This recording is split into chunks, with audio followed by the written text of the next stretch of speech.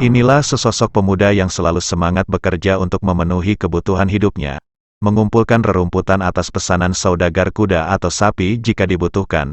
Dia dijuluki Si Kirban, hidupnya sangat sederhana tapi tetap semangat demi menjamin ibunya yang selalu sakit-sakitan yang sudah tua renta. Sebab Si Kirban ditinggal ayahnya semenjak adik perempuannya masih kecil. Kini entah kemana adiknya, yang kala itu dibawa pamannya merantau mengadu nasib di luar kota nan jauh. Kini Si Kirban tak bisa apa dan hidup jauh dari keramaian di kampungnya.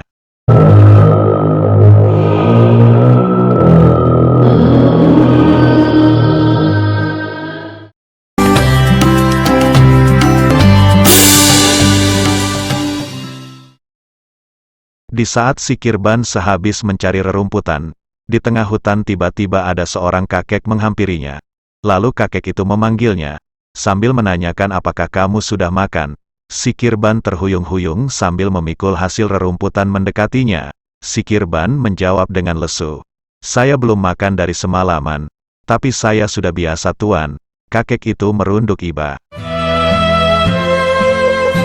Selang beberapa menit kakek itu menyodorkan sebuah tasbih kepada Si Kirban. Si Kirban geleng kepala. Pikiran Si Kirban kacau, sebuah butiran melingkar tak mungkin untuk bisa dimakan. Ternyata kakek itu menawarkan kalimah wiritan kepada Si Kirban. Si Kirban geleng kepala tidak bisa lakukan itu. Lalu kakek itu berpesan kepada Si Kirban, "Sambil bekerja kamu memintalah pada Allah yang Maha Kuasa, dengan wiritan solawat 1000 kali tiap tengah malam. Ini tasbihnya dan wiridlah solawat 1000 kali tiap malam ya." Lalu tasbih itu diberikan pada Si Kirban dan kemudian kakek itu pergi entah kemana. Kirban bingung dengan tugas ini, lalu tergesa-gesa pulang untuk menemui ibunya dengan keadaan lapar. Si Kirban hampir terjatuh karena menahan lapar, sementara tasbih itu dipegang erat sambil membayangkan kakek tadi, yang dipikirkan hanya kalimat solawat 1000 kali. Lalu tasbih itu dilihat sambil membaca solawat, yang dibaca hanya kalimat solawat. Hanya itu yang bisa. Lalu Si Kirban memikirkan makanan karena sangat lapar.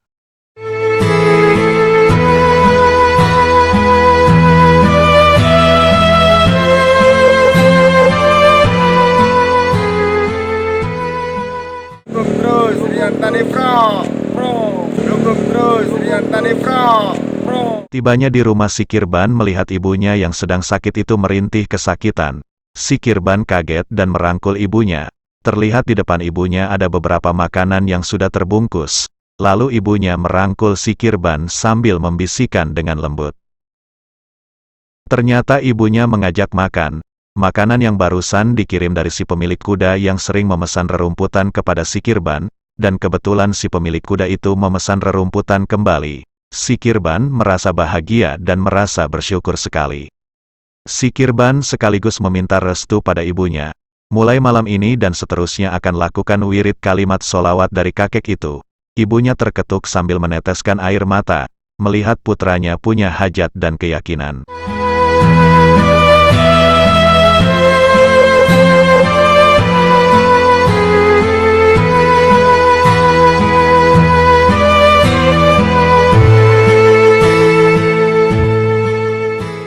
Malam itu Si Kirban mulai menjalankan wiritannya. Tetapi yang dibaca hanya kalimat solawat, solawat, solawat, solawat dan solawat sebanyak 1000 kali. Begitulah dan seterusnya. Nawaitu Si Kirban hanyalah kepada Yang Maha Kuasa.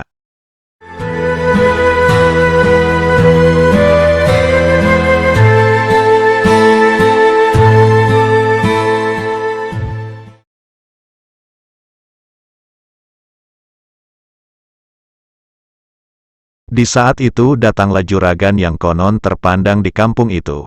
Lalu juragan itu menceritakan sesuatu pada Si Kirban. Ternyata juragan itu minta kesembuhan putra kesayangannya yang sedang sakit. Si Kirban bingung, kenapa minta pada Kirban ya?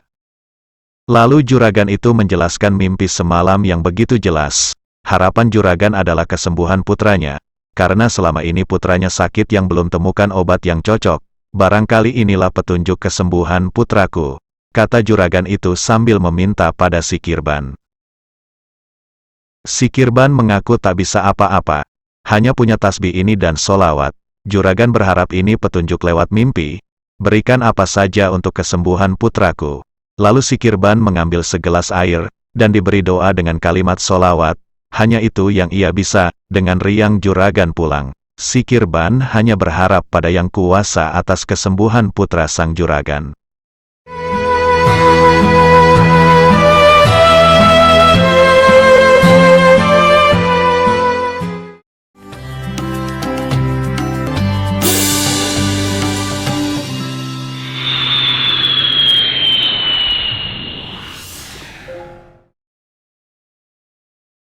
Dengan ridho Yang Maha Kuasa putra juragan diberi kesembuhan. Lalu juragan itu datang ke rumah si Kirban, sambil membawa beberapa bekal makanan untuk keluarga si Kirban. Juragan bersyukur atas kesembuhan putranya. Keluarga Kirban kaget dan termenung. Apa arti dari semua ini? Akhirnya si Kirban tenar dan disebut-sebut oleh warga sekitar sebagai Kiai Kirban karena yang selalu menggunakan tasbih dan amalan kalimat solawat. Padahal kalimat itu hanya solawat. Kirban pun masih belum mengerti bacaan solawat tersebut.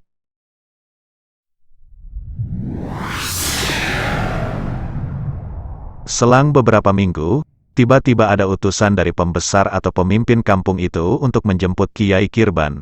Si Kirban sontak kaget. Salah apa dirinya?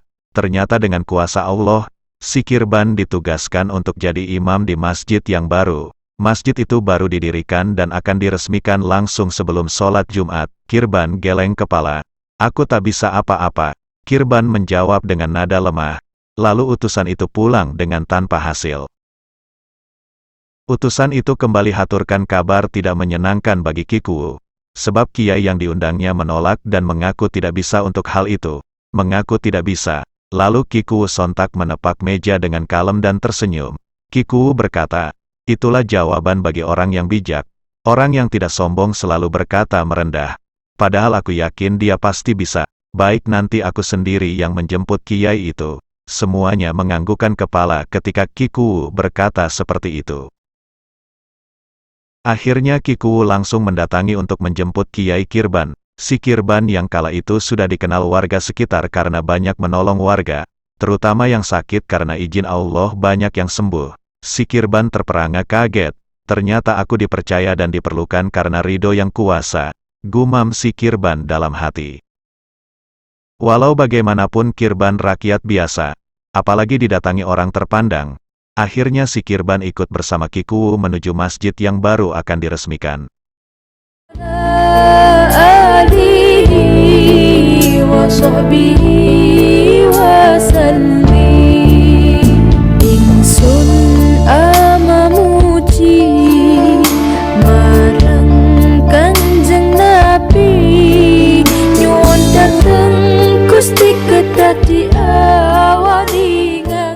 Setibanya di masjid yang baru, sudah banyak jamaah yang sudah menunggu sang Kiai Kirban.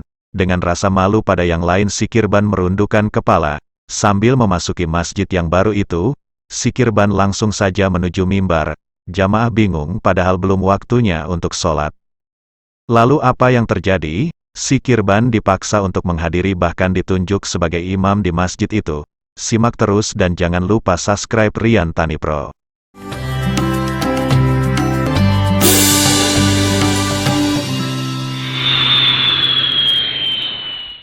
Tiba-tiba, si Kirban sontak langsung berdiri tegak menghadap kiblat.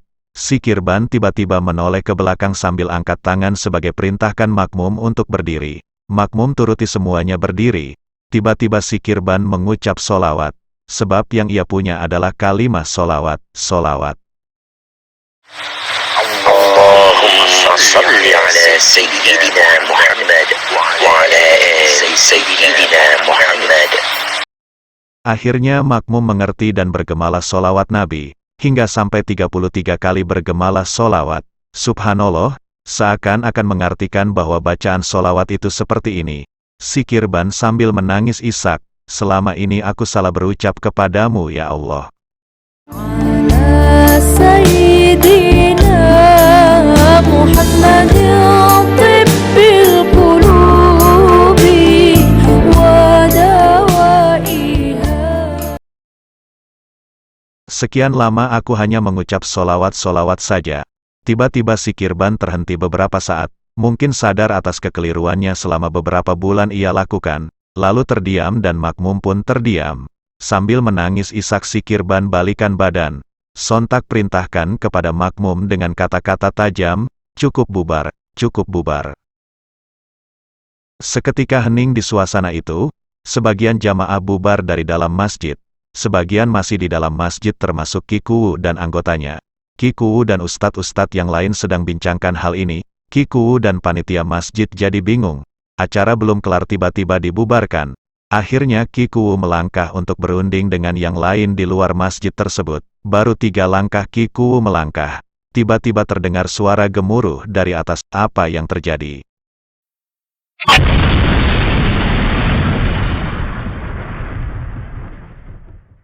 Allah Maha Besar, Allah Maha Agung. Mungkin inilah mustika kalimat solawat. Allah tidak akan membiarkan hamba yang selalu mencintainya menjadi hina di depan hamba-hamba yang lainnya. Tak disangka tak diduga bangunan masjid yang baru itu ada yang jatuh berserakan. Ki Kuwu menengok ke belakang. Ki Kuwu tercengang. Seandainya Ki Kuwu masih di tempat itu, kemungkinan tewas di tempat. Subhanallah. Ki Kuwu langsung teringat Kiai Kirban yang seketika menyuruh bubar. Ki Kuwu langsung lari mengejar Kiai Kirban. Semua kaget melihat kejadian itu. Ki Kuwu langsung sembah sungkem kepada Kiai Kirban. Tanda syukur Ki Kuwu pada Yang Kuasa atas perintah Kiai Kirban membubarkan dirinya dan jamaah lain. Sebab Ki Kuwu tersontak hatinya. Apabila masih diam di tempat itu, Ki Kuwu bakal sirna dan tewas terkena reruntuhan bangunan yang jatuh berserakan. Subhanallah.